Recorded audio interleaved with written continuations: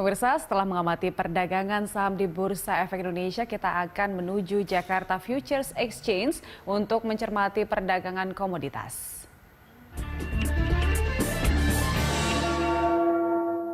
Dan untuk mengetahui perkembangan di pasar komoditas, pemirsa, kita telah terhubung dengan Direktur Operasional PT Best Profit Futures, Pak Saiful Rahmat. Selamat pagi, Pak Saiful. Selamat pagi, Mbak Julita. Ya, kita mau update dulu nih di awal pekan ini bagaimana dampak dari wabah corona yang global ini terhadap komoditas ataupun bursa berjangka kita. Ya, wabah dari COVID-19 ini cukup menyita perhatian pelaku pasar bukan hanya di Indonesia ya, tapi juga di dunia ya, khususnya di bursa berjangka Jakarta sendiri ya, cukupnya di spesialis khusus di kontrak emas ya, itu cukup menyita pelaku pasar untuk sangat aktif dalam hal bertransaksi untuk melakukan pembelian hingga menyebabkan harga emas cukup naik signifikan kembali ke level tertinggi pada tahun 2012 yang Maret kemarin di pekan pertama itu terjadi di level 1.700-an, Mbak Julita. Baik, ini kan emas sudah sempat mencapai rekor angka tertinggi, Pak Saiful. Kira-kira pada pekan ini akan bisa trennya naik lagi atau bagaimana prediksi Anda? Ya, memang dari level 1.465 per troy ounce-nya, emas sudah mencapai level hampir di level 1.700.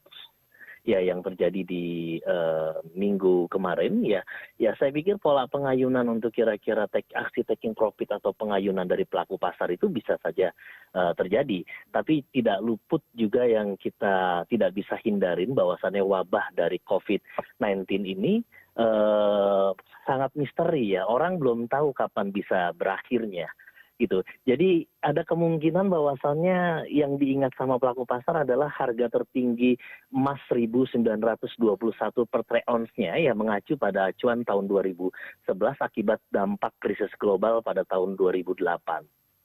Jadi rekomendasi Anda untuk para investor untuk emas bagaimana? Ya,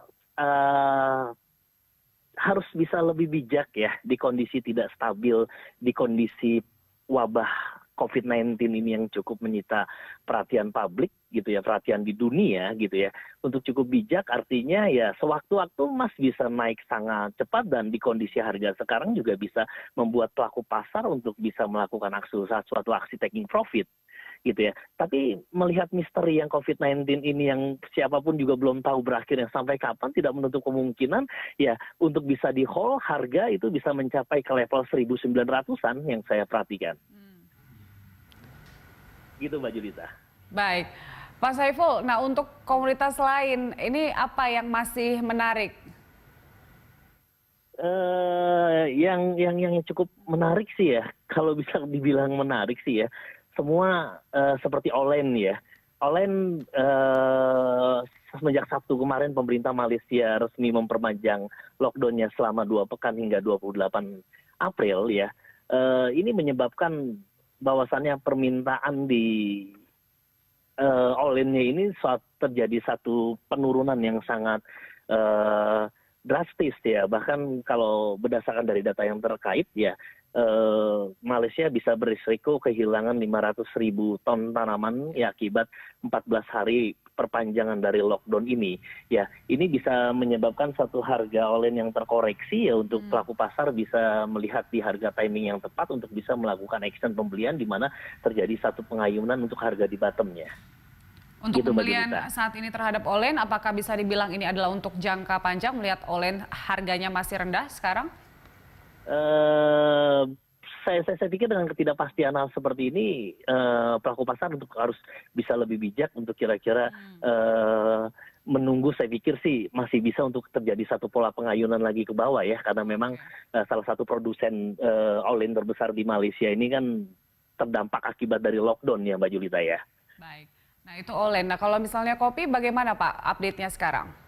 Ya, kopi pun juga sama, Pak Julita. Di kondisi COVID-19 seperti ini juga permintaan dari berbagai macam negara juga terjadi satu penekanan, hingga harga kopi juga terjadi satu penekanan pengayunan ke bawah yang masih belum bisa stabil harganya, Mbak.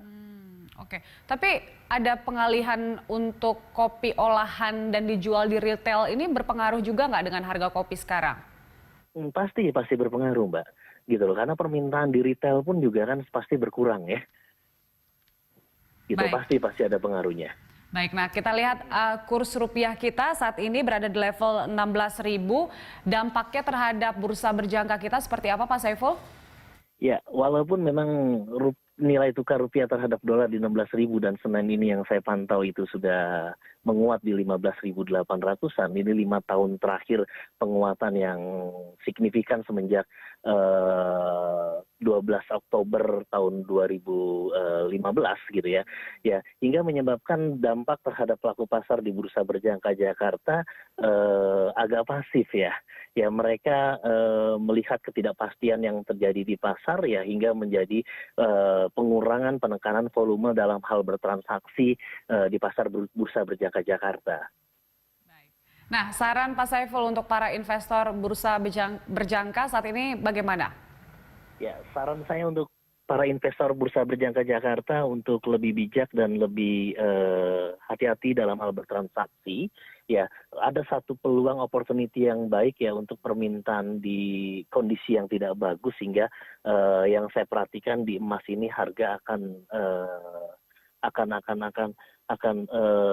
terjadi permintaan yang sangat dahsyat karena memang kondisi COVID-19 yang masih misteri yang orang juga belum tahu kapan akan berakhirnya gitu ya. Jadi bisa dialihkan ada beberapa produk di produk komoditas yang lain yang untuk bisa lebih dialihkan ke safe haven yang untuk lebih aman yaitu lebih aman maksud saya yaitu ke produk emasnya Mbak Julita. Boleh bertransaksi, tapi tetap berhati-hati begitu ya Pak Saiful. Terima kasih telah bergabung bersama kami pada pagi hari ini.